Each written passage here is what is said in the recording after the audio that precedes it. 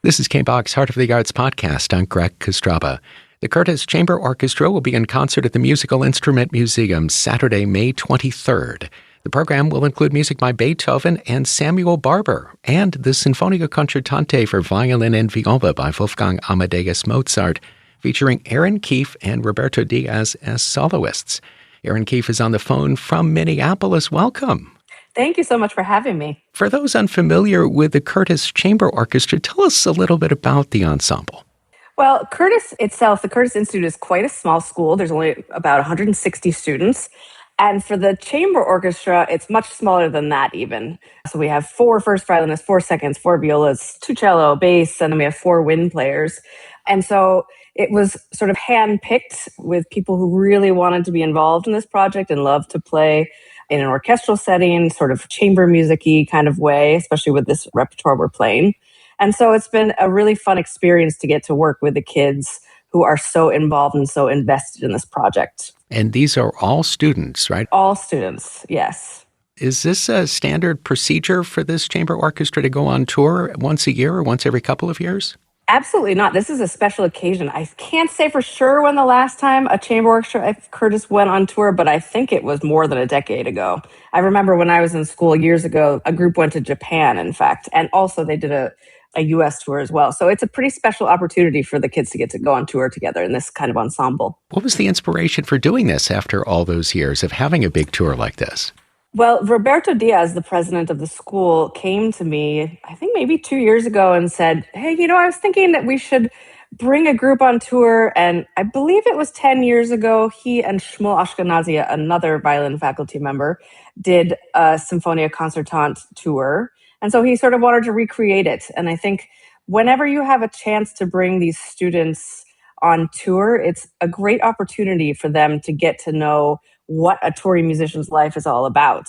So they get professional experience and they can see that it's not always what they expect it to be. There's lots of hotels and planes and cars and buses. So it's a really fun experience to get to sort of show them what their future may look like. Right. The glamour is on stage, but behind the scenes stuff isn't always. Yes, lack of sleep, carting your luggage around. It's not always the best part of it, but it's still a fun experience. Yeah, oh, absolutely. Tell us a little bit about the program. It's real interesting with the Barber Adagio for strings and then the Mozart Sinfonia Concertante and then arrangement of one of the Beethoven late string quartets. Why was this program decided upon? Well, it was all based around the Mozart. That was Roberto's idea. So he and I were going to be the soloists, and then we were going back and forth about the rest of the program, but he really had it in his head that he wanted to do something incredibly challenging. And so he said, what about Beethoven Opus 135, which is the last string quartet and actually the last full work he ever wrote? And I said, you're crazy. I think that's not a great idea. I think it's already hard enough as a quartet, let alone with a chamber orchestra. But he was pretty persistent. And so that ended up on the program. And I have to say, I am shocked at how well it has come together. And it's an arrangement, but not really. There's just an added bass part. The string quartet is playing exactly the same parts they play in a quartet. You just have 4 times as many people playing it. And then just based on length of program, we needed something sort of on the shorter end to start. And we figured there's no more beautiful piece than the Barber Adagio. And so we chose that. So it was a little bit of a interesting way of choosing a program, just sort of pieces that we thought they would get to play well and also would be a challenge for them. And that Sinfonia Concertante, tell us what's so wonderful about that piece. Why do you enjoy playing it so much?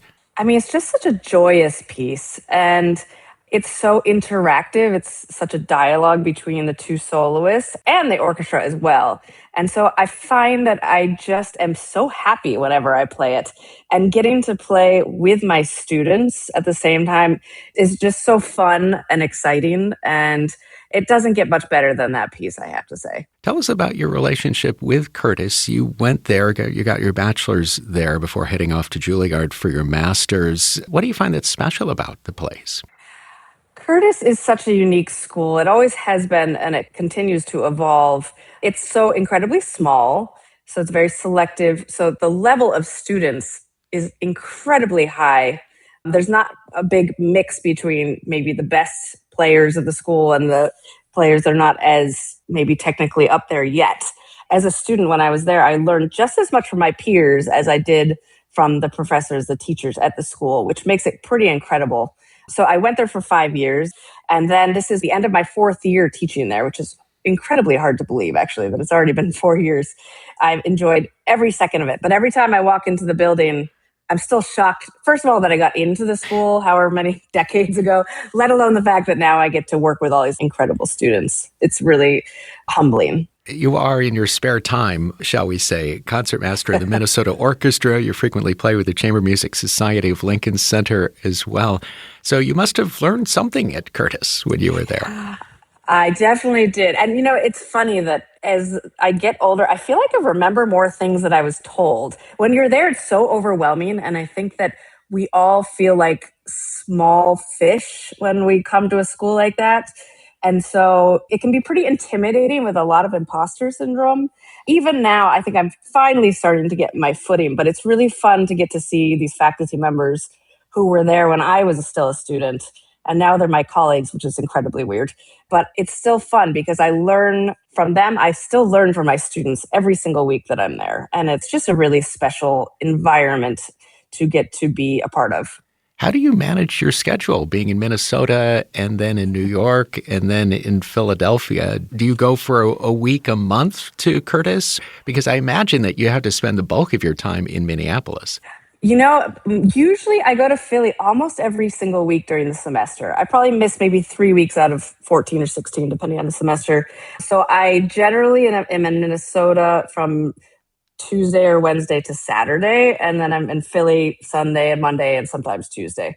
Luckily, it's a Delta hub, and so we have lots of flights each way every day, and I have lots and lots of miles. It's a lot of travel, but it's so fun and so invigorating for me to get to do so many different things that it doesn't really feel like work. I would say particularly the teaching, because the students are such a high level musicians already that they can do anything you ask of them, and they're constantly exploring and they're so curious. And so for me, that really sort of rejuvenates me in my performing career, because they make me think about all these things that I'm doing and think about these pieces in different ways. And so when I come back to the orchestra every week, even though I'm sometimes very tired, I feel, like I said, rejuvenated, I think, musically. So this tour, it's 5 concerts in 8 days from the East Coast to the West Coast, starting in New York City, wrapping up in Phoenix and Prescott, Arizona. You've done tours like this, I assume, with the Minnesota Orchestra as well. What's the hardest part of being on tour, and how do you manage that when you're on tour so that you're not so stressed that you can't play at your best when you're performing? I think being incredibly organized and planning ahead in terms of using your energy wisely is important, because often we have early flights, so you need to get enough sleep. You have to decide, am I going to go out and explore these cities, or am I going to take a nap after I land before the dress rehearsal? When am I going to eat? What am I going to eat? And so I think that for me, I try to look at the schedule and plan those things out ahead of time. And depending on which city I'm in, if it's somewhere I've been before, then maybe I'm less likely to do some tourist activities. But if it's somewhere new, and especially for these kids, I think they're going to be so excited to be in different cities every day that they might be pretty worn out by the end of the tour, I'm guessing. It seems well planned out, too. So you've got a Sunday concert in New York, then a day off to travel, and then you're in Fayetteville, Arkansas on the 19th, and then a day off to travel then in El Cajon, which is part of San Diego, and then a day off, and then Phoenix, and the next day Prescott, but that's just a short drive from here. So it seems like whoever planned this schedule really was thinking about these kinds of things, and that must add to the professionalism that the students will be experiencing when they go out into the real world. Absolutely. I mean, Andy Lane at Curtis is very experienced. He's a great tour manager for these things. He knows what's feasible, what's going to make the students play at their best in terms of scheduling.